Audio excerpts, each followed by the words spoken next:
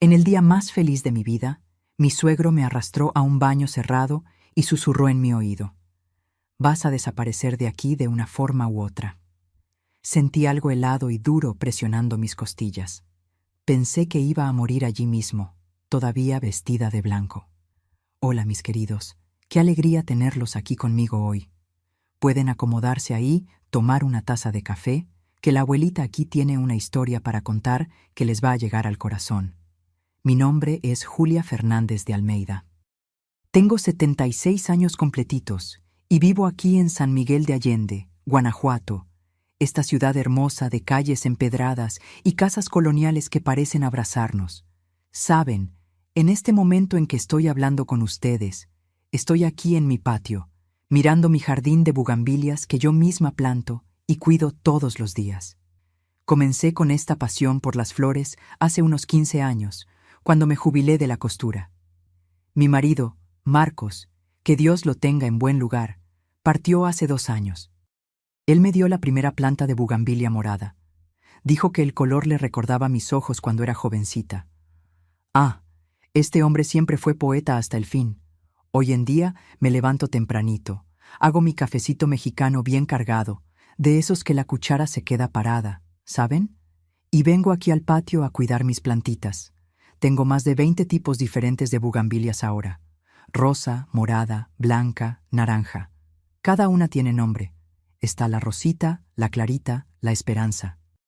Converso con ellas mientras las riego. Les cuento de mis alegrías, de mis nietos que vienen a visitarme todos los fines de semana. Ah, mis nietos son mi vida. Tengo 5, Pedrito de 12 años, Leticia de 10, los gemelos Gabriel y Gabriela de 8, y la más chiquita, Sofía, de 5 añitos. Cuando ellos llegan aquí es un alboroto. La casa se llena de vida, de risas, de carreras por el jardín. Les hago quesadillas recién hechas y tamales, porque no hay mexicano que resista unos tamales saliendo del comal, ¿verdad, mi gente? Y ellos se quedan aquí jugando, ayudándome a regar las flores, escuchando las historias de la abuelita. Ah, y antes de comenzar a contar lo que vine a contar hoy, que es una historia que conmueve el alma pero que necesita ser contada, quisiera hacerles un pedido especial. Cuéntenme aquí en los comentarios de qué pueblito o ciudad grande me están viendo ahora y a qué hora del día encontraron este video de la abuelita. ¿Fue tempranito tomando el café como yo? ¿Fue a la hora de la comida, o ya por la tarde, o hasta de noche antes de dormir? Leo todos los comentarios de corazón y me pone tan contenta saber de dónde son y en qué momentito de su día entré. Cuéntenme, ¿está bien? Vamos a hacer una cadena de cariño aquí, uniendo todos los pueblitos de México y del mundo. Ahora, mis queridos, la historia que vine a contarles hoy es una historia que guardé por muchos años. No es fácil de hablar, pero aprendí que cuando uno guarda demasiadas cosas en el pecho, pesan, duelen, no nos dejan en paz. Entonces, hoy voy a contarles sobre el día de mi boda. Deben estar pensando: «Ah, qué lindo el día de la boda». Pero el mío, mis queridos, mi boda comenzó con alegría y casi terminó en tragedia. Casi pierdo todo, la vida, el amor, la esperanza, por culpa de un hombre que me odiaba solo por no haber nacido rica. Pero antes de llegar a esa parte de la historia, déjenme volver en el tiempo y contarles cómo comenzó todo. Saben, mis queridos, para entender lo que pasó el día de mi boda, necesito volver allá al principio, cuando yo era solo una niña de trenzas corriendo descalza por las calles de Dolores Hidalgo, en el interior de Guanajuato. Nací en 1949, en una casita sencilla de 3 piezas en la calle del Comercio, cerquita del río Laja. Mi papá, don Osvaldo Fernández, era herrero. Tenía un tallercito pequeño donde arreglaba de todo: portones, rejas, ollas de hierro, herraduras para las mulas que todavía andaban por ahí en ese tiempo. Mi mamá, doña Hortensia, era costurera. De ella heredé la profesión que me sostuvo toda la vida. La recuerdo sentada en aquella máquina Singer negra con pedal dorado, cosiendo vestidos para las señoras del pueblo. El ruidito de la máquina era la música de nuestra casa. Tec, tec, tec. y el olor a tela nueva mezclado con el café en el fogón de leña. Es un recuerdo que me calienta el corazón hasta hoy. Éramos 5 hijos. Yo era la de en medio. Estaba Geraldo y Zenaida, más grandes. Y después de mí vinieron Agenor y Nadir. Nuestra casa era apretadita.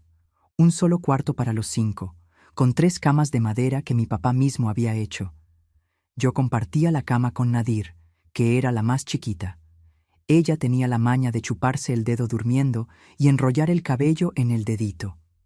A veces me despertaba de noche y me quedaba viéndola dormir, tan chiquitita, tan inocente. La rutina en casa comenzaba temprano.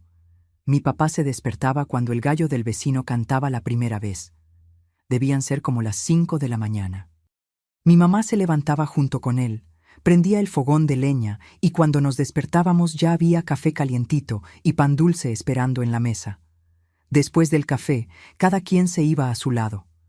Los muchachos ayudaban a mi papá en el taller y yo y mis hermanas nos quedábamos con mi mamá, aprendiendo a coser, lavar ropa en el lavadero, hacer de comer. Pero no era solo trabajo, no, mis queridos. Teníamos nuestras alegrías de niños.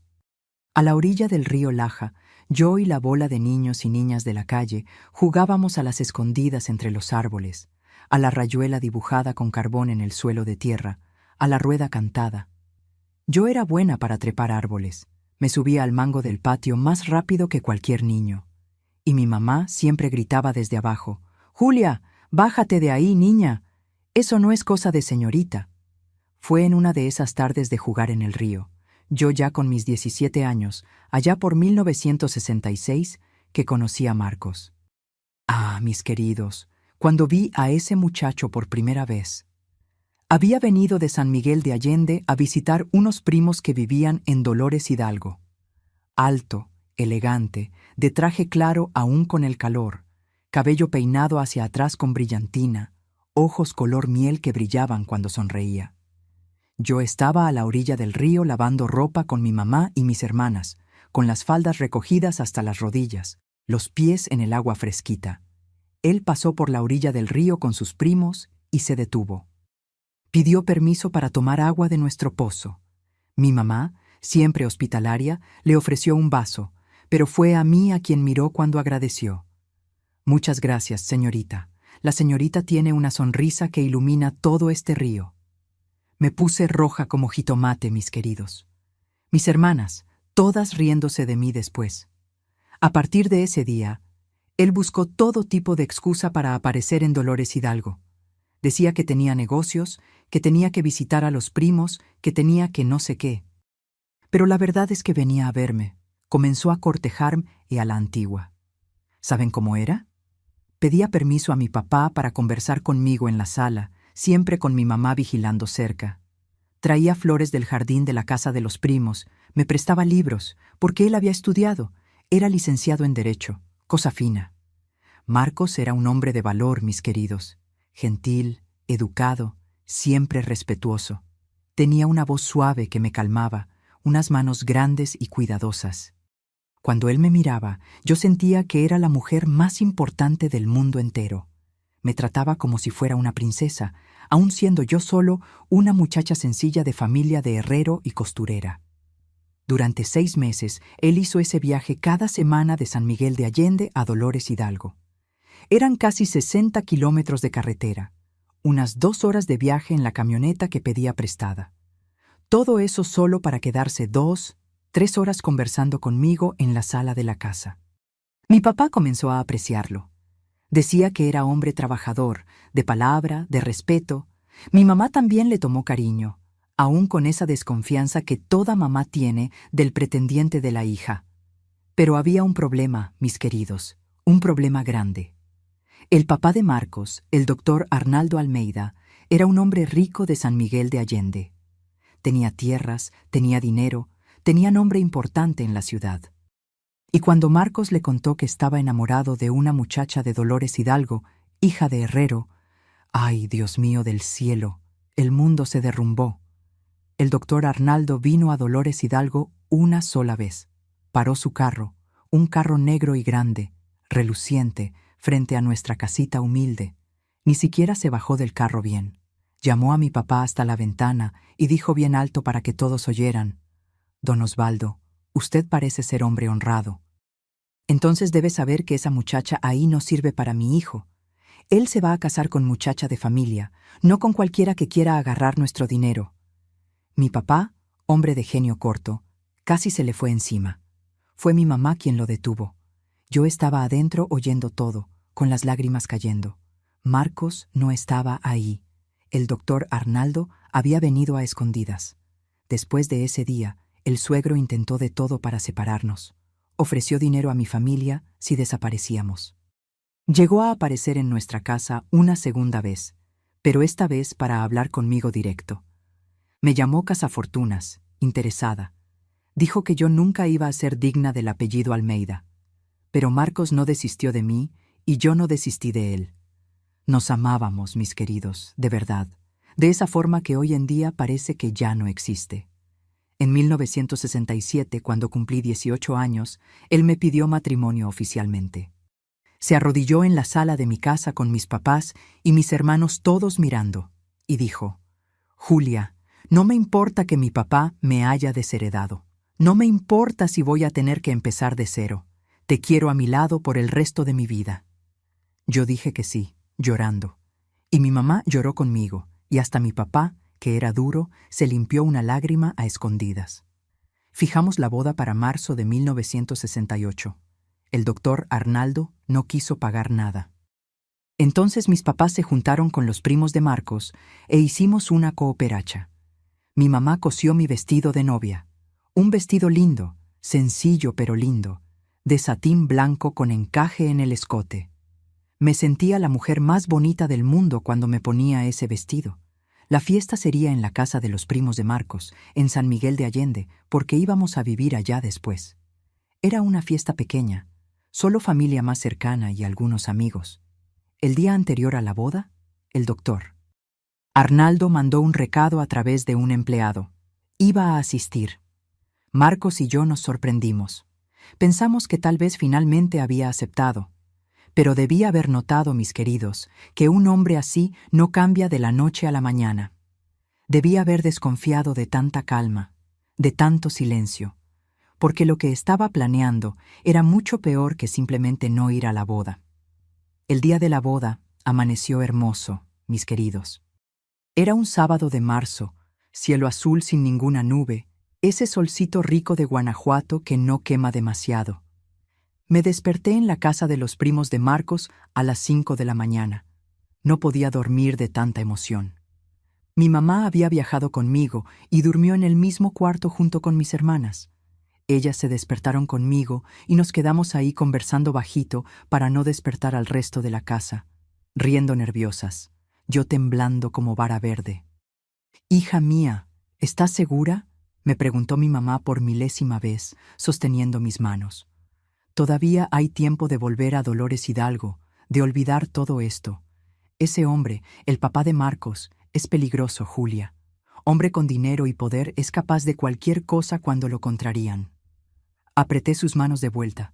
«Mamá, yo amo a Marcos y él me ama. El doctor Arnaldo va a tener que aceptar tarde o temprano. No puede estar enojado con su hijo para siempre, ¿verdad?». Ah, mis queridos, cómo estaba equivocada. Cómo era inocente todavía, pensando que el amor vencería todo, que las personas tenían corazón blando. No tenía idea de lo que ese hombre era capaz. La mañana pasó en un borrón. Mi mamá y mis hermanas me ayudaron a arreglarme. Me bañé con agua tibia. Me pasé ese jabón de rosas que mi mamá había comprado especial para la ocasión. Zenaida me peinó. Hizo todos esos chinos que estaban de moda. Los sujetó con pasadores y mucho spray. Nadir me pintó las uñas, de rosa clarito. Y mi mamá estuvo todo el tiempo con los ojos llorosos, arreglando mi vestido, poniéndome el velo, diciendo que yo era la novia más linda que San Miguel de Allende había visto. El vestido que ella había cosido era una obra de arte, mis queridos. Satín blanco brillante, ajustado en la cintura, la falda amplia que llegaba al piso, mangas largas de encaje, escote redondo, también con encaje delicado. Cuando me vi en el espejo, no me reconocí. Parecía una princesa de esas películas que pasaban en el cine del pueblo. La ceremonia sería a las 3 de la tarde en la parroquia de San Miguel Arcángel, allá en el centro de San Miguel de Allende. La fiesta después sería en la casa de los primos de Marcos, que tenían un salón grande en el fondo, perfecto para recibir a los invitados. No eran muchos, unas 60 personas en total. Mi familia de Dolores Hidalgo, los primos de Marcos y algunos amigos, los vecinos de los primos que nos ayudaron con la organización. Cuando llegamos a la iglesia, mi corazón estaba disparado. Mi papá estaba esperando en la puerta, todo arreglado en el traje café que había comprado para la ocasión. El primer traje de su vida, ¿se imaginan? Estaba nervioso también, tocándose el nudo de la corbata, pasándose la mano por el cabello. «Hija mía», dijo cuando me vio y su voz falló. Estás linda de más, igual que tu mamá el día que me casé con ella». Me dio el brazo y entramos despacio a la iglesia. Marcos estaba allá al frente, al lado del padre. Cuando me vio entrando, su rostro se iluminó completamente. Sonrió de esa forma que hacía que mi corazón brincara y vi una lágrima rodar por su rostro. En ese momento, mis queridos, tuve la certeza de que estaba haciendo lo correcto. Ese hombre me amaba de verdad. La ceremonia fue hermosa. El padre habló sobre el amor, sobre el compromiso, sobre construir una vida juntos.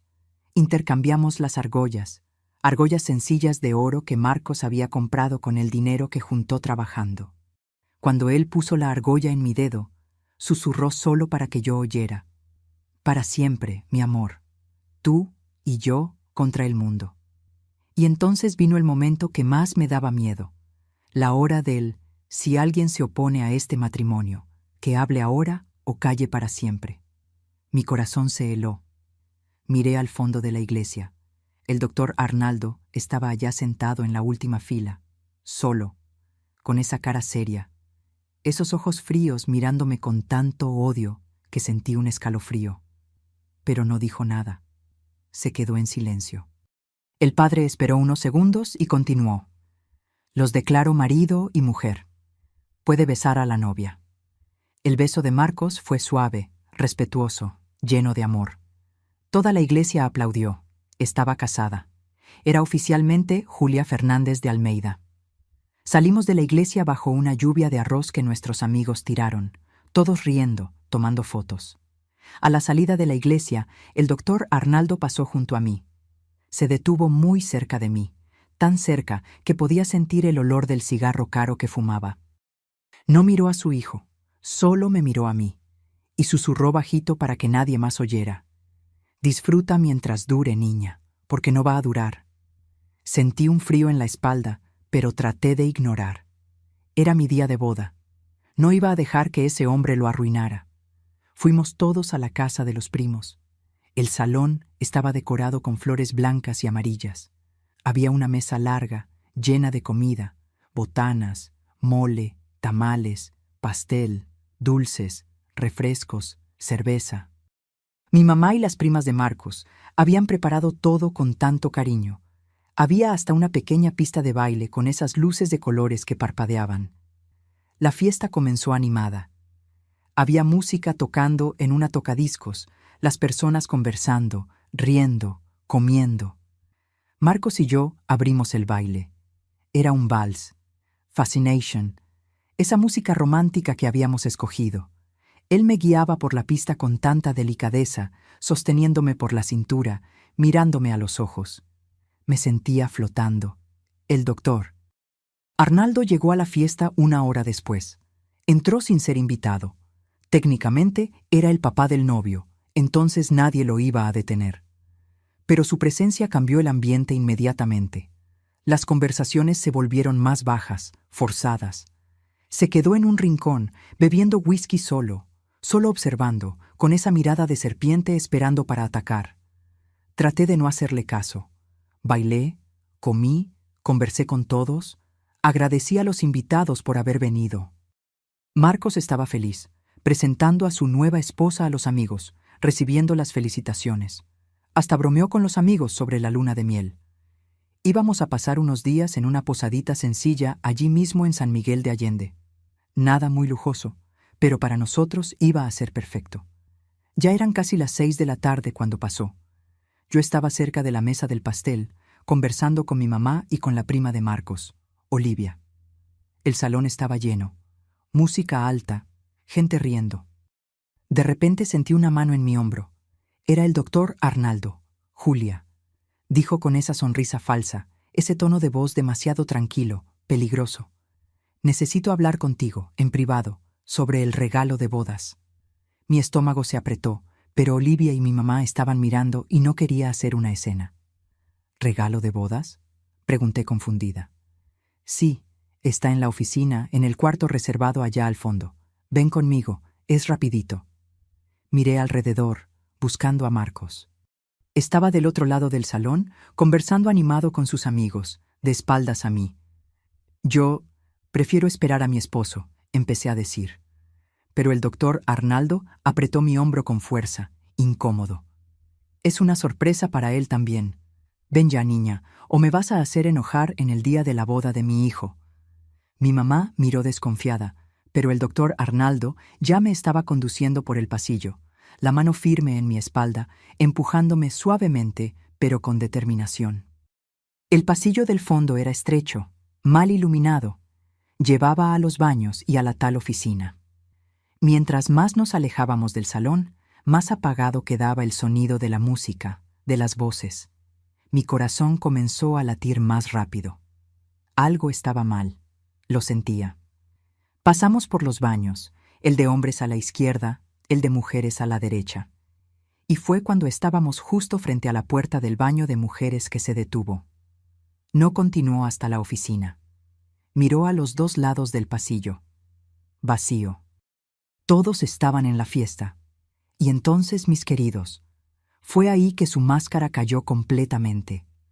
Me empujó con fuerza, me empujó dentro del baño de mujeres, haciéndome tropezar con el ruedo del vestido. Entró conmigo y cerró la puerta por dentro con un clic siniestro que resonó en el silencio. ¿Qué está haciendo, señor? Mi voz salió temblorosa, asustada, y fue ahí que mostró quién realmente era. Me empujó contra el lavabo del baño, mis queridos. Mi cintura golpeó el borde de mármol con tanta fuerza que dolió, que me sacó el aire. El baño era pequeño, apretado, con ese olor fuerte de desinfectante mezclado con perfume barato. Había una ventanita pequeña allá arriba, pero estaba cerrada. Un foco amarillo, débil, iluminaba todo de forma siniestra, haciendo sombras oscuras en las esquinas. ¡Está loco! ¡Suélteme!, traté de gritar, pero él puso su mano grande en mi boca, ahogando mi grito. Su mano olía a cigarro y whisky, y sentí náuseas. «Cállate la boca, maldita», gruñó en mi oído, su voz diferente ahora, sin esa calma falsa, sin esa educación de fachada. Era la voz de un hombre que tenía odio de verdad, odio puro. ¿Crees que iba a dejar que una cazafortunas como tú entrara a mi familia? ¿Crees que iba a dejar que deshonraras el nombre Almeida? Traté de debatirme, pero él era fuerte, mucho más fuerte que yo. Y yo estaba atrapada entre su cuerpo y el lavabo, sin espacio para moverme. El espejo frente a mí mostraba mi reflejo. El velo torcido, los ojos muy abiertos de terror, el maquillaje que mi hermana había hecho con tanto cariño, comenzando a correrse con las lágrimas. Yo no soy... Traté de hablar cuando él quitó un poco la mano de mi boca, pero volvió a apretar. No me interrumpas. Me sacudió, golpeando mi espalda contra el lavabo de nuevo. El dolor se irradió por mi columna. Eres igualita a tu mamá, a tu familia de muertos de hambre. Vieron que mi hijo tenía futuro, dinero, y te mandaron a agarrarlo. Pero no voy a dejar. Vas a salir de aquí y vas a desaparecer de su vida. Sacudí la cabeza tratando de decir que no, tratando de hacerle entender que amaba a Marcos de verdad, que no era por el dinero, pero ¿cómo explicar amor a un hombre que solo entendía poder y control? Finalmente quitó la mano de mi boca. Jalé aire desesperada, pero antes de que pudiera gritar de nuevo, me volteó de frente hacia él, sosteniéndome por los hombros con tanta fuerza que sentí sus uñas clavándose a través de la tela del vestido. «Mírame cuando te estoy hablando», siseó. Sus ojos estaban inyectados, rojos del whisky que había bebido, pero aún así enfocados, calculadores, peligrosos. Tienes dos opciones, niña. Primera, sales por esa puerta del fondo ahora, desapareces, vuelves a ese agujero de Dolores Hidalgo y olvidas que mi hijo existe. Te doy 5,000 pesos para que comiences una vida nueva, lejos de aquí, lejos de él. Yo nunca voy a... Empecé, pero me interrumpió de nuevo. Déjame terminar. Me sacudió de nuevo, más fuerte esta vez. Mi cabeza golpeó levemente el espejo detrás de mí. Segunda opción. Sigues terca, sigues queriendo quedarte con él, y yo acabo contigo. Acabo con tu reputación, con tu familia, con todo. Voy a esparcir por toda la ciudad que eres una prostituta que se vendió a mi hijo, que ya estabas embarazada de otro cuando te casaste. Voy a destruir el nombre de tu papá, hacer que pierda el taller. Marcos nunca va a creer esas mentiras. Logré hablar, la voz saliendo aguda, desesperada. Él me ama, sabe quién soy. Su risa fue peor que los gritos. Una risa baja, cruel, que resonó en ese baño pequeño. ¿Amor? ¿Crees que el amor vence al dinero? ¿Vence al poder? Mi pobre niña ingenua. Él es mi hijo, yo lo crié. Él va a creer en mí, no en ti. Soltó uno de mis hombros y se pasó la mano por la cara, como si estuviera cansado, como si yo fuera un insecto irritante que necesitaba aplastar. Marcos es mi hijo, voy a hacerle ver la verdad. Fue en ese momento, mis queridos, que vi algo brillar en su cintura, dentro del saco, algo metálico, oscuro. Mi corazón se detuvo. Él notó que había visto y sonrió. Esa sonrisa nunca la voy a olvidar. Era la sonrisa de alguien que sabía que había ganado, que tenía todo el control. Ah, esto. Abrió un poco el saco, revelando el objeto sujeto en la pretina del pantalón. Era pequeño, pesado, mortal. Es solo un seguro, ¿sabes? En caso de que sigas terca. Todo mi cuerpo comenzó a temblar. No era solo miedo, era terror absoluto. Ese tipo de terror que paraliza, que te hace olvidar cómo respirar. Por favor. Mi voz salió como un susurro. Por favor, no. Yo solo quiero lo que tú quieres, no importa. Me empujó de nuevo contra el lavabo, más violento ahora. Y entonces, mis queridos, hizo algo que me marcó hasta hoy, que me humilló de una forma que nunca pensé que fuera posible. Agarró el escote de mi vestido, ese vestido hermoso que mi mamá había cosido con tanto amor, con tanta dedicación, y jaló. El sonido de la tela rasgándose fue horrible, demasiado alto en ese silencio. El encaje delicado del escote se deshizo como papel y el satín blanco se abrió, rasgándose hasta casi la cintura. Traté de sostener el vestido, traté de cubrirme, pero él apartó mis manos con una cachetada. «Mira nomás», dijo con asco en la voz. «Ni tan bonita sin las ropas arregladas. ¿Qué crees que va a pensar Marcos cuando sepa que saliste de aquí con el vestido rasgado? ¿Qué va a pensar que pasó?» No. Las lágrimas estaban cayendo libres ahora, mojando lo que quedaba del vestido. «Por favor, no haga esto. Va a pensar que te fuiste con otro hombre». El doctor Arnaldo continuó hablando despacio, calculando cada palabra elegida para lastimarme más. «Va a pensar que eras una cualquiera desde el principio, que nunca serviste, y me va a agradecer por haber tratado de avisarle». Traté de juntar los pedazos del vestido, traté de cubrirme, pero era imposible. La tela estaba destruida, colgando en tiras. Me sentía desnuda, expuesta, humillada de una forma que nunca había sentido en la vida. Y peor que la humillación física era saber que él tenía razón. ¿Cómo iba a explicar aquello? ¿Quién me iba a creer contra un hombre rico, respetado? «Entonces vas a salir por aquella puerta del fondo», dijo, apuntando a la pequeña puerta de servicio que había en la esquina del baño que daba al callejón detrás de la casa. «Vas a salir, te vas a ir y nunca más vas a volver. O...» Se detuvo de hablar y lentamente, muy lentamente, puso su mano dentro del saco. Mi corazón se disparó. «No, no, por favor». Sacó el objeto pequeño, negro, frío. Lo apuntó hacia mí, sosteniéndolo con una mano firme, sin temblar. La boca del cañón era un agujero negro que chupaba toda mi esperanza. «¿O resuelvo el problema aquí mismo?», completó, la voz demasiado tranquila, muerta. «Voy a decir que fue suicidio, que no aguantaste la presión, que estabas desequilibrada. Van a creerme». Siempre me creen. No podía respirar. Las paredes del baño parecían estar cerrándose a mi alrededor. Pensé en mi mamá allá afuera, esperando, sin saber lo que estaba pasando. Pensé en Marcos, sonriendo con los amigos, feliz, sin imaginar que su propio padre estaba aquí destruyéndome. Pensé en todo lo que había soñado. La vida de casada, los hijos que íbamos a tener, la casita sencilla pero llena de amor.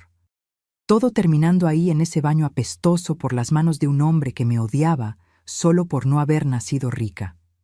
«Escoge», ordenó, presionando el objeto contra mis costillas del lado izquierdo. La presión era fuerte, dolorosa, brutal. Sentí algo tronando dentro de mí, tal vez una costilla quebrándose, no sé. El dolor era tan intenso que mi visión se oscureció en los bordes. «Escoge ahora. ¿Sales o te hago salir en un cajón?». Mi voz no salía, la garganta estaba cerrada. El objeto presionaba más fuerte, y el dolor se irradiaba por todo mi pecho. No podía pensar bien, solo podía sentir el dolor, sentir el terror, sentir la certeza de que iba a morir ahí. Acercó la boca a mi oído, el aliento caliente y asqueroso. «El novio no necesita saber nada de esto, ¿sabes? Puede pensar que te fuiste con otro, que eras una... desde el principio. Es mejor así para todos». Y entonces presionó aún más fuerte, tan fuerte que sentí algo dentro de mí cediendo, quebrándose. El dolor era insoportable. Abrí la boca sin aire, tratando de gritar, tratando de jalar oxígeno, pero no podía. El mundo estaba girando, poniéndose negro. Fue cuando el grito salió, un grito agudo, de dolor puro, de desesperación absoluta, que rasgó mi garganta y resonó en ese baño como una campana de muerte. Y del otro lado de la puerta, bien lejos en el salón, alguien oyó. Mi grito resonó por ese pasillo vacío, como el grito de un animal herido, desesperado, muriendo. Y por unos segundos, segundos que parecieron una eternidad entera, nada pasó. El silencio después del grito era peor que el grito mismo. El doctor Arnaldo me miraba con esos ojos fríos, calculadores, tratando de oír más allá de la puerta, calculando si alguien había escuchado, si alguien vendría a investigar. La música en el salón estaba alta, una de esas canciones de fiesta animada, con gente cantando junto, aplaudiendo, riendo. Tal vez nadie había oído nada. Tal vez iba a morir ahí, y nadie nunca sabría la verdad. Relajó un poco el apretón, alejando ligeramente ese objeto frío y duro de mis costillas. El dolor latía, pulsaba, irradiándose por todo mi pecho como olas de fuego. Cada respiración era una agonía. Sentía algo caliente y húmedo escurriendo por dentro del vestido. No sabía si era sangre de alguna herida interna o si era solo sudor mezclado con lágrimas. Mi cuerpo en pánico total. «Listo», dijo, la voz volviendo a ese tono controlado. Muerto, como si nada hubiera pasado, como si no acabara de torturarme. «Se acabó la payasada. Ahora vas a salir por aquella puerta del fondo, vas a desaparecer y vas a olvidar que...». Pero no terminó la frase, porque oímos pasos rápidos, pesados, corriendo por el pasillo, botas sociales golpeando el piso de madera, cada vez más cerca, más urgentes. «¡Julia!», era la voz de Marcos, alta, desesperada, quebrándose a la mitad, ronca de tanto gritar mi nombre. «Julia, ¿dónde estás, Julia?». El doctor Arnaldo se puso blanco. El color literalmente desapareció de su rostro. Por un segundo, solo un segundo, vi miedo genuino en sus ojos. No era el miedo de ser lastimado físicamente, era el miedo de ser atrapado, de ser descubierto, de ser expuesto como el monstruo que realmente era. Guardó rápido el objeto dentro del saco, se arregló la corbata con manos temblorosas, Dio un paso hacia atrás, tratando de alejarse de mí, tratando de crear una distancia que pudiera ser explicada, tratando de hacer que pareciera inocente. Pero ya era demasiado tarde para fingir, demasiado tarde para mentir. La puerta del baño, esa puerta que había cerrado con tanto cuidado, tembló con un impacto violento. ¡Bum! El sonido resonó por las paredes de azulejo. Marcos estaba del otro lado, no tocando, no pidiendo, atacando la puerta, golpeándola, pateándola, desesperado. «¡Abre esta puerta!», gritaba. Y su voz era diferente de todo lo que había oído en todos esos meses de noviazgo, de conversaciones suaves, de palabras gentiles. Ya no era más el hombre tranquilo, educado, respetuoso, que pedía permiso y trataba a todos con delicadeza. Era un hombre poseído de furia primitiva, de desesperación absoluta, de necesidad de proteger. «Julia, papá, sé que estás ahí dentro. ¿Qué le estás haciendo?» «Marcos, hijo mío, cálmate». El doctor Arnaldo trató de usar esa voz de padre preocupado, ese tono de autoridad paternal que siempre funcionaba con el hijo obediente, pero estaba temblorosa ahora, falsa, transparente. La niña se sintió mal. Ya sabes cómo las novias se ponen nerviosas. Solo estaba ayudando, trayendo agua. Mentiroso. Otro golpe en la puerta, más fuerte. La madera se agrietó, astillas volando. La oí gritar. Oí el dolor en su voz. «Abre esta puerta ahora o juro por Dios que la tiro». Miré la puerta quebrándose. Miré al doctor Arnaldo retrocediendo, la máscara de hombre respetable cayéndose en pedazos junto con la puerta. Y por primera vez desde que me había empujado ahí dentro, desde que había rasgado mi vestido, desde que había presionado esa cosa fría contra mis costillas, por primera vez sentí algo además de miedo paralizante. Sentí rabia, rabia que quemaba, que crecía, que me daba fuerza. ¿Cómo se atrevía ese hombre? ¿Cómo se atrevía a humillarme así, a amenazarme, a destruir el día más importante de mi vida?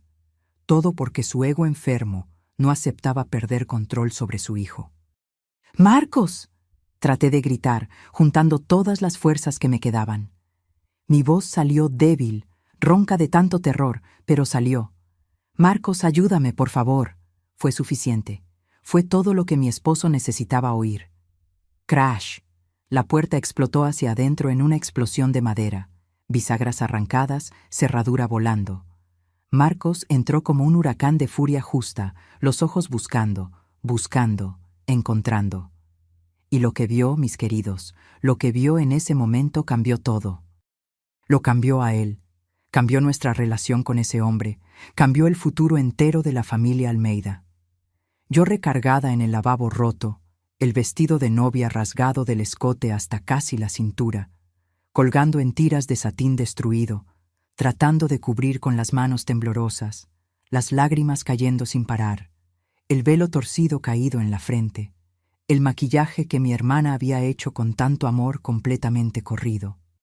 Y su padre a unos pasos de distancia, el saco desalineado, el cabello despeinado, el rostro rojo de esfuerzo y culpa, sudor escurriendo. Marcos se quedó congelado por un segundo. Un único segundo donde su cerebro procesó la escena, conectó los puntos, entendió exactamente lo que había pasado ahí. Vi el shock en sus ojos, vi la comprensión, vi la furia naciendo. Y entonces, hijo de... Ni terminó la palabra. No había palabras para lo que estaba sintiendo. Se lanzó sobre el padre con una violencia que yo nunca había visto en hombre alguno.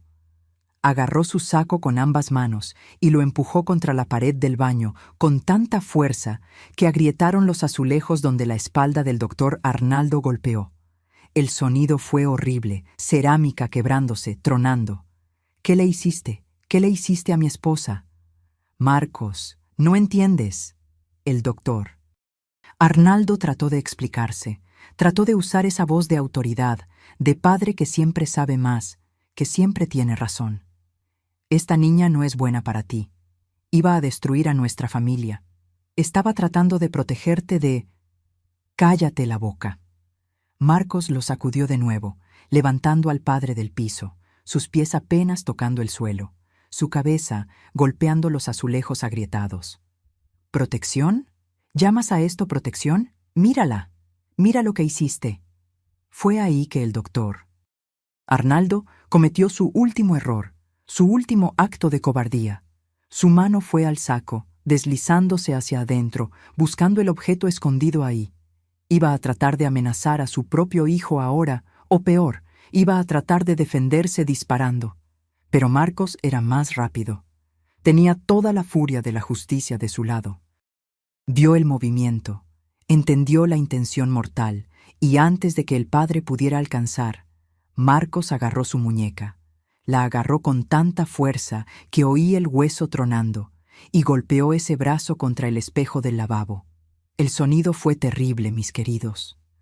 Vidrio explotando en 1000 pedazos filosos, esquirlas volando por todo el baño pequeño, cayendo al piso como lluvia de cristal. Y el grito de dolor del doctor.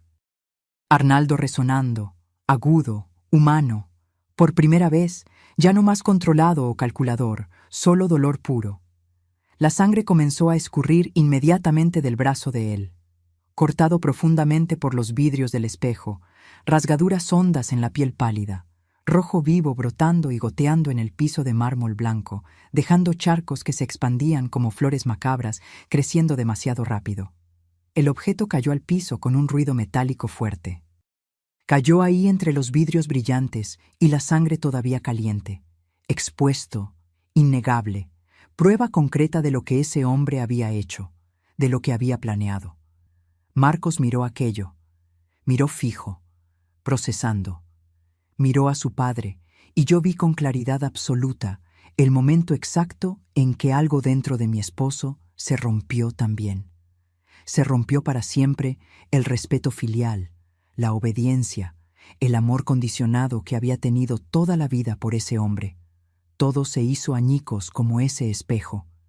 Ibas a... Su voz salió baja, incrédula, temblando de emoción contenida. ¿Ibas a matarla el día de nuestra boda? ¿Ibas a matar a mi esposa? Estaba protegiéndote. El doctor Arnaldo gritó de vuelta, sosteniendo el brazo herido, la sangre escurriendo entre los dedos, manchando el traje caro. Protegiendo a nuestra familia, nuestro nombre, nuestro futuro. De esta... No terminó, porque Marcos golpeó a su padre en el rostro con toda la fuerza acumulada de años de opresión silenciosa. El sonido de la nariz quebrándose fue nítido, horrible, un chasquido húmedo, seguido de sangre brotando. El doctor Arnaldo tambaleó, golpeó su espalda contra la pared, se resbaló hasta el piso, dejando un rastro de sangre rojo vivo en los azulejos blancos como pintura abstracta de violencia justa. Pero Marcos no se detuvo, no podía detenerse. Su rabia era un volcán en erupción ahora, acumulada de toda una vida, de tener que ser el hijo perfecto, de tener que obedecer sin cuestionar, de tener que aceptar el control enfermo y tiránico. Se arrodilló sobre el cuerpo de su padre y golpeó de nuevo, y de nuevo, y de nuevo. La sangre salpicaba con cada impacto, manchaba el traje blanco de él, manchaba el piso, manchaba las paredes, manchaba todo en ese baño que se había convertido en escenario de justicia brutal. «¡Marcos, para!», encontré mi voz finalmente, rasgando mi garganta herida para gritar a través de las lágrimas y el terror. «¡Para! ¡Vas a matarlo, Marcos!». No era por piedad del doctor Arnaldo, que ese hombre se pudriera por mí, me daba igual. Era por Marcos, porque sabía con certeza absoluta que si mataba a su padre ahí en ese momento de furia ciega, nunca se iba a perdonar. Iba a cargar ese peso, esa culpa por el resto de su vida. Y no iba a dejar que ese monstruo destruyera a mi esposo también. Marcos se detuvo, se congeló con el puño en el aire, respirando pesado, las manos temblando violentamente, cubiertas de sangre de su padre, de sus propios cortes que los vidrios habían hecho cuando golpeó. Estaba jadeando, sudando, los ojos todavía ciegos de furia. El doctor Arnaldo estaba en el piso, semiconsciente, gimiendo bajito, el rostro irreconocible de tanta sangre, la nariz claramente quebrada y torcida, la mandíbula dislocada, los dientes de enfrente rotos. Marcos miró sus propias manos ensangrentadas, miró a su padre destruido en el piso, y entonces me miró a mí. Y fue como si despertara de un trance violento. La rabia se vació de sus ojos en un segundo, reemplazada por preocupación pura, por amor intenso, por culpa aplastante. Julia. Se levantó tambaleándose, las piernas débiles, y vino hacia mí. Julia, Dios mío, ¿qué te hizo? ¿Qué te hizo este monstruo? Me desplomé. Simplemente me desplomé. Las piernas ya no me sostenían. Todo el terror, todo el dolor, todo se derrumbó de una vez. Pero antes de caer al piso duro, lleno de vidrio, él me atrapó. Me atrapó en sus brazos con tanto cuidado, tanta delicadeza, como si yo estuviera hecha del vidrio más frágil del mundo. Se quitó el saco blanco del traje de novio, ahora manchado de sangre de su padre, y lo puso sobre mí, envolviéndome, cubriendo el vestido destruido, devolviéndome un poco de la dignidad que había sido brutalmente robada. «Lo siento tanto», susurraba contra mi cabello, la voz completamente quebrada, lágrimas cayendo por su rostro también ahora, mojando mi frente. «Lo siento tanto, mi amor. Debí haberte protegido, debí haber desconfiado, debí haber...» «No fue tu culpa», logré decir, agarrando su camisa con fuerza, necesitando ese contacto, esa seguridad. «No fue, no sabías». Afuera del baño comenzamos a oír voces alarmadas, personas corriendo, gritando, confusión total. Alguien había oído los gritos, los ruidos de la pelea violenta, el vidrio quebrándose. Mi mamá apareció primera en la puerta destruida, todavía sosteniendo un vaso de refresco que estaba tomando en el salón. Miró la escena, la sangre por todos lados, el vidrio roto brillando, el doctor Arnaldo caído en el piso gimiendo, yo en los brazos de Marcos con el vestido en tiras, y el vaso cayó de sus manos, haciéndose añicos en el piso. Llevó las manos a su boca, un gemido de horror puro saliendo. «Dios mío del cielo, Julia, hija mía». Detrás de ella vinieron los primos de Marcos, sus amigos, mis hermanos, invitados. Todos empujando para ver, gente gritando, preguntando qué había pasado. Confusión y pánico total. La prima Olivia corrió a llamar a la policía. Mi hermano Geraldo, siempre protector, entró y casi se fue encima del doctor Arnaldo de nuevo. Pero mi papá lo detuvo. Alguien trajo toallas blancas para detener la sangre del doctor Arnaldo. No porque le tuvieran lástima, sino porque nadie quería un muerto ahí. Nadie quería convertir aquello en homicidio. Marcos me cargó fuera de ese baño maldito, me llevó por el pasillo, atravesó el salón donde la música se había detenido y todos estaban parados mirando con horror. Me llevó al cuarto de los primos, me recostó en la cama con cuidado infinito, como si yo pudiera quebrarme en cualquier momento. Mi mamá y mis hermanas vinieron corriendo detrás, llorando, abrazándome, preguntándome si estaba bien, qué había pasado. Alguien trajo una bata grande de algodón para que me pusiera sobre el vestido destruido, cubriéndome, dándome calor. La policía llegó 15 minutos después. 2 policías que estaban patrullando cerca entraron al baño, vieron la escena, recogieron el objeto del piso con cuidado, llevaron al doctor Arnaldo, todavía semiconsciente, gimiendo de dolor, el rostro hinchado y sangrando, esposado y directo al hospital bajo escolta.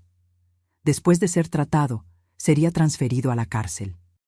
Intento de homicidio, amenaza con arma, agresión, secuestro. La lista de crímenes era larga. Tomaron fotos de la escena, recogieron los vidrios como evidencia. Me hicieron preguntas, pero yo apenas podía hablar, las palabras saliendo quebradas entre sollozos. Marcos respondió por mí, contó todo en los mínimos detalles, no escondió nada, no protegió a su padre. La fiesta había terminado, por supuesto. Los invitados se fueron todos, asustados, choqueados, en silencio. Mi vestido de novia, que debía haber sido guardado como recuerdo precioso, fue tirado. No había forma de salvarlo. Estaba completamente destruido, manchado de sangre y memorias horribles que nunca podríamos borrar. Esa noche, en vez de luna de miel romántica, la pasé en el hospital. Tiene una costilla fisurada, confirmó el médico tomando rayos X. Hematomas profundos en la espalda y en los hombros. Trauma psicológico severo. Me dieron medicinas fuertes para el dolor, medicinas para dormir, medicinas para la ansiedad. Pero nada, absolutamente nada, quitaba de mi cabeza ese baño pequeño, ese momento de terror absoluto, esa sensación de impotencia total. Marcos no se apartó de mi lado ni un solo minuto. Sostuvo mi mano todo el tiempo, pidiendo disculpas repetidamente, diciendo que me amaba, que nunca más iba a dejar que nadie me lastimara de nuevo. Los días que vinieron después de esa noche fueron los más difíciles de mi vida, mis queridos. Más difíciles hasta que el propio día de la boda, porque ahora tenía que lidiar no solo con el dolor físico, sino con todo lo que había pasado repitiéndose en mi cabeza día y noche, sin parar. Nos quedamos hospedados en la casa de los primos de Marcos por 2 semanas. Yo apenas podía salir de la cama los primeros días. La costilla fisurada dolía cada vez que respiraba profundo, cada vez que me movía. Los hematomas se pusieron morados, luego verdosos, amarillentos, un mapa de dolor en mi cuerpo. Pero peor que el dolor físico eran las pesadillas. Todas las noches me despertaba gritando, sudando frío, sintiendo esa cosa dura presionando mis costillas de nuevo, viendo esos ojos fríos mirándome, oyendo esa voz: «Vas a desaparecer de aquí». Marcos dormía o trataba de dormir en una silla al lado de la cama. Cada vez que me despertaba asustada, estaba ahí sosteniendo mi mano, prendiendo la luz, diciéndome que estaba todo bien, que estaba segura, que él estaba ahí. Pero yo veía la culpa en sus ojos, mis queridos. Veía que se culpaba por no haber notado antes, por no haber protegido mejor. «No fue tu culpa», repetía todas las noches. «Tú me salvaste. Si no fuera por ti». Pero sabíamos, si él hubiera tardado 1 minuto más, solo 1 minuto más, tal vez yo no estaría ahí. Mi mamá se quedó conmigo también, cuidándome, haciendo comida, ayudándome a bañar, porque yo no podía levantar los brazos bien. Mi papá volvió a Dolores Hidalgo con mis hermanos. Tenía que cuidar el taller, pero llamaba todos los días para saber cómo estaba. En su voz yo oía la rabia contenida, el deseo de haber hecho justicia con sus propias manos también. 3 días después de la boda, la policía vino a la casa de los primos para tomar mi declaración oficial. Vinieron 2 detectives, un hombre mayor, de bigote gris, y una mujer joven, la detective Marina, que fue quien conversó más conmigo. Se sentó en la orilla de la cama, sostuvo mi mano y con una voz suave me pidió que contara todo desde el principio. Fue difícil, mis queridos, muy difícil tener que revivir todo aquello, describir cada detalle, cada palabra que dijo, cada cosa que hizo. Lloré mucho mientras contaba. Marcos estaba a mi lado, apretando mi otra mano. La detective Marina no me apuró, me dejó llorar, me dio tiempo. «Eres muy valiente», dijo cuando terminé. «Y quiero que sepas que vamos a hacer de todo para garantizar que él pague por esto. Ya tenemos el arma, las fotos de la escena, el vestido destruido como evidencia, el testimonio de tu esposo, las heridas documentadas. Es un caso sólido. Él va a pagar». «¿Él va a salir de la cárcel?», pregunté con la voz temblando. «No si yo puedo evitarlo», respondió con firmeza. «Intento de homicidio, amenaza con arma, agresión, secuestro. Va a estar preso por mucho tiempo, Julia, mucho tiempo». Y estuvo, mis queridos. El juicio fue 6 meses después, en septiembre de 1968. Fue en un tribunal de San Miguel de Allende, todo formal, con juez, fiscal, abogados, jurado. Tuve que testificar, sentada en esa silla alta frente a todos, con el doctor Arnaldo sentado ahí del otro lado de la sala, mirándome con odio. Estaba diferente, más delgado, pálido, la nariz torcida aún después de haber sido operado, algunas cicatrices en el rostro. Pero los ojos seguían fríos. Conté todo de nuevo frente a desconocidos. El fiscal me hizo preguntas. El abogado del doctor Arnaldo trató de intimidarme, sugerir que estaba exagerando, que había sido un malentendido. Pero la detective Marina había hecho un trabajo demasiado bueno. Las evidencias eran innegables. Marcos testificó también. Describió lo que vio cuando tiró esa puerta. Los médicos presentaron los informes de mis heridas, de las lesiones del doctor Arnaldo, que indicaban pelea violenta. El jurado tardó 3 horas en deliberar. Fueron las 3 horas más largas de mi vida. Marcos y yo, sentados en esas sillas duras del tribunal, tomados de la mano, esperando, rezando. Cuando volvieron, el portavoz del jurado se levantó. Consideramos al acusado culpable de todos los cargos. Me desmoroné en lágrimas. Marcos me abrazó fuerte. Detrás de nosotros, mi mamá y mis hermanas lloraban también. Del otro lado, el doctor Arnaldo se puso blanco, agarró la mesa, trató de argumentar, pero los policías ya venían por él. El juez golpeó el mazo. Arnaldo Vasco Almeida, lo condeno a 15 años de prisión, sin posibilidad de libertad condicional en los primeros 8 años. 15 años, mis queridos. Iba a estar preso hasta 1983. Ya sería un hombre viejo cuando saliera. Si saliera. Salimos del tribunal ese día de septiembre con el sol brillando fuerte. Y por primera vez en meses sentí que podía respirar bien. Podía caminar en la calle sin miedo de ver hacia atrás. Podía dormir sin despertar gritando todas las noches. Se acabó, susurró Marcos, abrazándome ahí mismo en las escaleras del tribunal. Se acabó, mi amor. Ya no puede lastimarte más. Pero no había terminado completamente, ¿verdad? La recuperación emocional iba a tomar mucho más que la física. Comencé a hacer terapia con una psicóloga de San Miguel de Allende, la doctora Elena, una señora gentil de unos 50 años que tenía consultorio en la calle Insurgentes. Iba ahí cada semana, conversaba sobre los miedos, sobre las pesadillas que todavía venían a veces, sobre la dificultad de confiar de nuevo. El trauma no se cura de la noche a la mañana, me explicaba. Es como una herida profunda, necesita tiempo, cuidado, paciencia para cicatrizar. Y poco a poco, muy despacio, fui sanando. Marcos fue paciente conmigo, mis queridos. Tan paciente.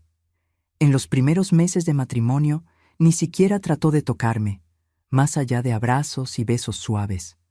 Esperó a que estuviera lista. Respetó mi tiempo. Cuando finalmente pude, cuando finalmente me sentí lo suficientemente segura, fue él quien lloró de alivio, de amor, de gratitud de que hubiera sobrevivido. Comenzamos nuestra vida de casados de verdad solo meses después de la fecha oficial. Rentamos una casita sencilla en el barrio de Guadalupe, en San Miguel de Allende. 2 piezas, cocina, baño, un patiecito. No era nada lujoso, pero era nuestro. Marcos trabajó duro como abogado, tomando casos pequeños al principio, construyendo reputación. Yo volví a coser, igual que mi mamá. Comencé haciendo ruedos de pantalón para vecinas, luego vestidos sencillos, después ajuares de bebé. Hicimos amigos nuevos en el barrio, gente sencilla, trabajadora, que no sabía de nuestra historia, que nos trataba como cualquier pareja joven normal. Doña Silda, la vecina de la casa de enfrente, se volvió casi una segunda madre para mí. Me enseñó recetas que no sabía. Me llamaba a tomar café en su casa. Me consolaba en los días difíciles. «Eres fuerte, niña», me decía, moviendo el azúcar en el café. «Mira todo lo que sobreviviste. Mírate aquí de pie reconstruyendo. Eso es fuerza de verdad». En 1969, un año y poquito después de la boda, descubrí que estaba embarazada. Ah, mis queridos, la alegría que fue. Marcos y yo lloramos juntos cuando el médico confirmó. Era un nuevo comienzo de verdad, una nueva vida creciendo dentro de mí. Un símbolo de que el amor había vencido al odio, que la esperanza había vencido al terror. Mi hijo mayor, Rodrigo, nació en enero de 1970. Era igualito al papá. Ojos color miel, cabello oscuro, sonrisa amplia. Cuando puse a ese bebé en mis brazos por primera vez, Sentí que había valido la pena. Todo había valido la pena. Todo el dolor, todo el sufrimiento, toda la lucha me había traído hasta ahí, hasta ese momento perfecto. Marcos fue un padre maravilloso desde el primer día. Se despertaba de madrugada para cambiar pañales, para arrullar cuando Rodrigo lloraba, para dejarme descansar. Tú ya hiciste la parte difícil, decía, arrullando al bebé. Déjame hacer la mía. Vinieron otros hijos después. Camila en 1972, Lucas en 1974. Nuestra casita se quedó pequeña. Nos mudamos a una más grande. El despacho de Marcos creció. Mi costura se hizo conocida en la región.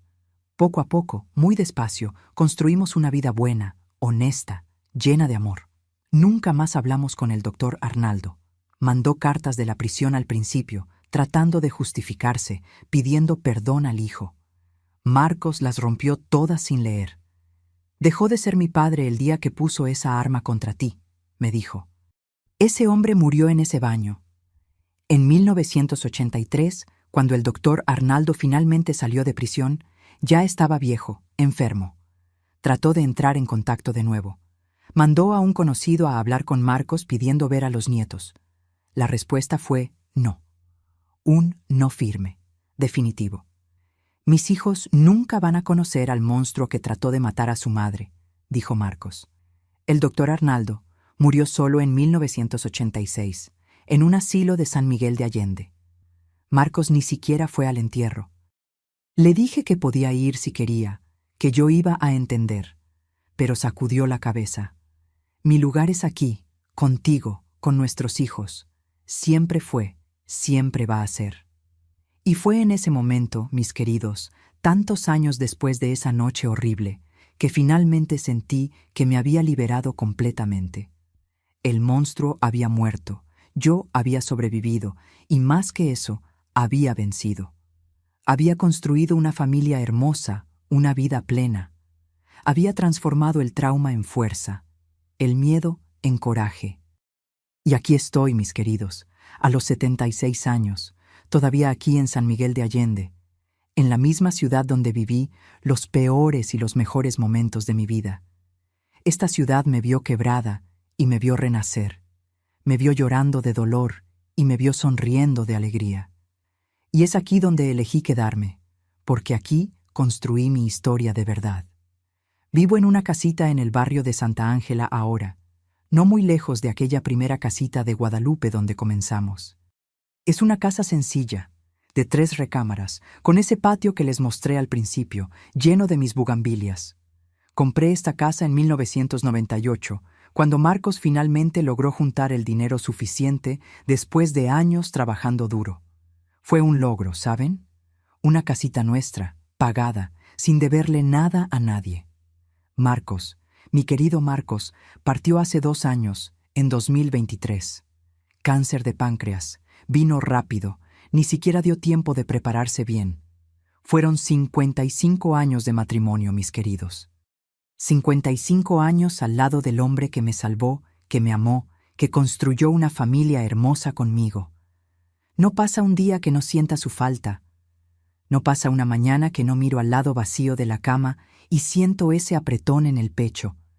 Pero me dejó tanto de bueno, tanto amor, tantos recuerdos felices. Y me dejó a nuestra familia, nuestros 3 hijos y 5 nietos, que son la razón de mi vivir hoy. Rodrigo vive aquí en San Miguel mismo, trabaja como profesor de historia en la secundaria estatal. Se casó con Fernanda, que es enfermera, y me dieron 2 nietos, Pedrito de 12 años y Leticia de 10. Vienen aquí cada sábado sin falta.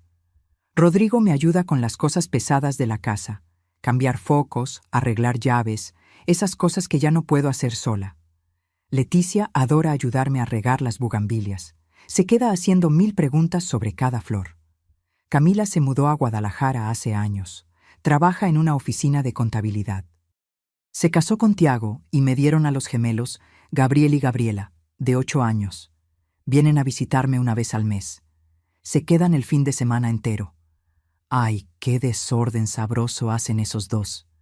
Corren por el patio, juegan a las escondidas entre las flores, Me piden que haga quesadillas porque la abue hace las mejores quesadillas del mundo, según ellos. Lucas, mi consentido, vive en Ciudad de México, es ingeniero. Se casó con Patricia y me dieron a Sofía, que es la nietecita más chiquita de 5 añitos. No vienen tan seguido por la distancia, pero cuando vienen se quedan por lo menos una semana.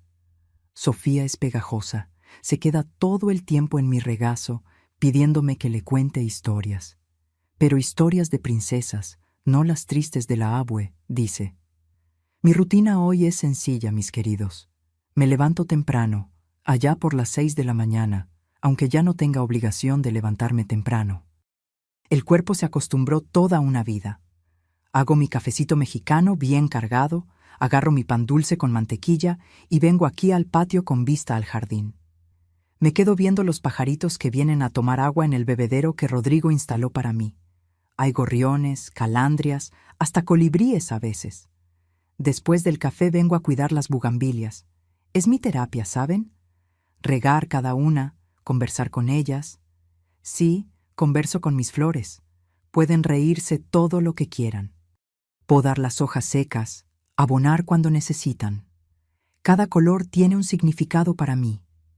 Las moradas me recuerdan los ojos de Marcos. Las rosas me recuerdan las mejillas de mis nietas. Las blancas las planto en memoria del vestido que perdí, pero transformado en algo lindo, puro de nuevo.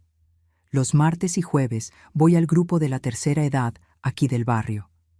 Nos reunimos en el salón de la iglesia, hacemos manualidades, jugamos dominó, conversamos sobre la vida. Tengo mis amigas ahí, doña Neusa, doña Teresiña, doña Carmiña, mujeres guerreras como yo, cada una con su historia de superación, cada una que sobrevivió a algo difícil y eligió seguir viviendo con alegría. Los miércoles voy a fisioterapia. Tengo unos problemitas en la rodilla, artrosis, esas cosas de la edad.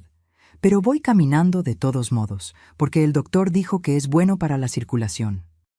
Me detengo en el mercadito de Don Joaquín, en el camino de vuelta. Compro las cositas de la semana. Él siempre me da descuento.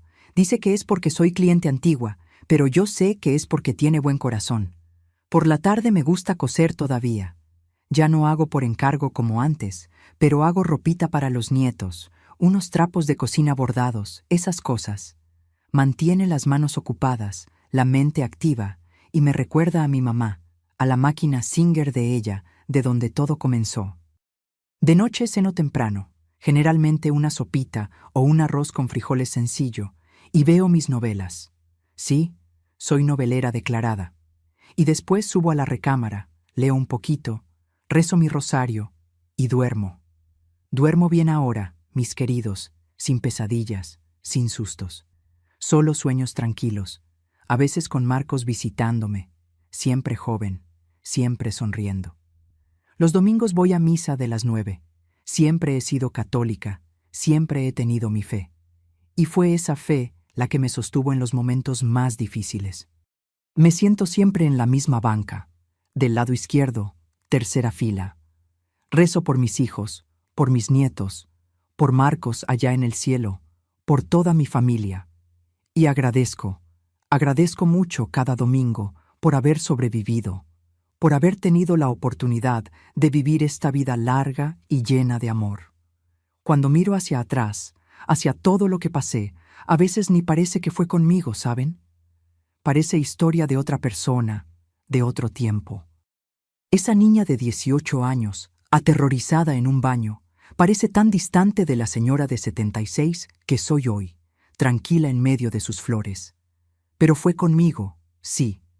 Y cada cicatriz, las físicas que ya desaparecieron, las emocionales que todavía existen allá en el fondo, me recuerdan que soy fuerte, que sobreviví, que vencí. Miro a mis nietos jugando en el patio, a mis hijos que crecieron buenos y honrados, a esta casita sencilla pero llena de amor, y sé que valió la pena. Cada lágrima, cada dolor, cada momento de miedo, todo valió la pena para llegar hasta aquí. Y es aquí, en este patio, en medio de mis bugambilias, con el olor a café mexicano en el aire y el ruido de los pajaritos cantando, que soy más feliz. Es aquí que vivo mi vida de abuelita, sencilla, humilde, pero tan llena de significado. Es aquí que vencí, mis queridos. Cada día vencí. ¿Saben qué me enseñó esta historia, mis queridos? Que el peligro no siempre viene de donde uno espera. Pasé toda la vida oyendo que la mujer tenía que tenerle miedo al marido violento, al extraño en la calle, al desconocido peligroso. Pero quien casi me mató fue el suegro, el padre del hombre que amaba, alguien que debería protegerme por ser parte de su familia. Y eso quiero que entiendan. El abuso no tiene cara cierta, no tiene clase social, no tiene aviso previo. Puede estar vestido de traje caro, puede vivir en casa grande, puede tener título en la pared. El monstruo no es solo el borracho de la esquina. A veces es el doctor respetado de la ciudad. Pero también aprendí que el amor verdadero protege. Marcos pudo haber escogido a su padre, pudo haber creído las mentiras, pudo haberme abandonado. Pero eligió la verdad, eligió la justicia, me eligió a mí. Y eso cambió todo. Porque cuando alguien te ama de verdad, mis queridos, ese alguien no se queda en la cerca cuando hay peligro. Ese alguien tira la puerta. Si están en una relación donde la persona los defiende, los protege, enfrenta hasta a su propia familia por ustedes, agarren a esa persona con fuerza. Amor así es raro. Y si están en una relación donde la persona los pone en peligro, los expone, los deja vulnerables, corran. Corran y no miren atrás. Otra cosa que aprendí. La justicia es posible. No siempre, lo sé, pero a veces sí. Denuncié, testifico, luché, y él fue preso por 15 años. Pagó por lo que hizo. Entonces, si están sufriendo algo parecido, no se rindan. Documenten todo, tomen fotos, guarden mensajes, busquen ayuda. En cada país, en cada ciudad, existen personas listas para ayudarlos. No están solos. Y para ustedes que vieron hasta aquí, que me dieron este tiempo precioso para oír la historia de esta abuelita, necesito pedirles algo urgente. Suscríbanse a este canal ahora, activen la campanita. Porque, ¿cuántas mujeres por ahí están sufriendo calladas?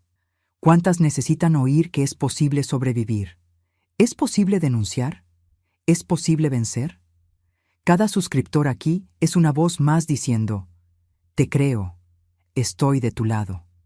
Y déjenme un comentario, solo una palabra, rapidito. Escriban coraje, solo eso.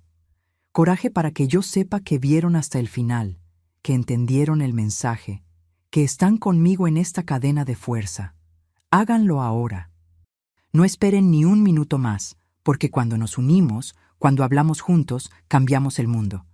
Y denle like a este video para que YouTube se lo muestre a más personas que necesitan oírlo. Y para ti, que estás pasando por algo parecido en este exacto momento, vas a sobrevivir. Eres más fuerte de lo que imaginas. El monstruo puede ser grande, pero tú eres más grande. Mereces ser feliz. Mereces vivir sin miedo. Y un día, como yo, vas a estar sentada en medio de tus flores, contando tu historia de victoria.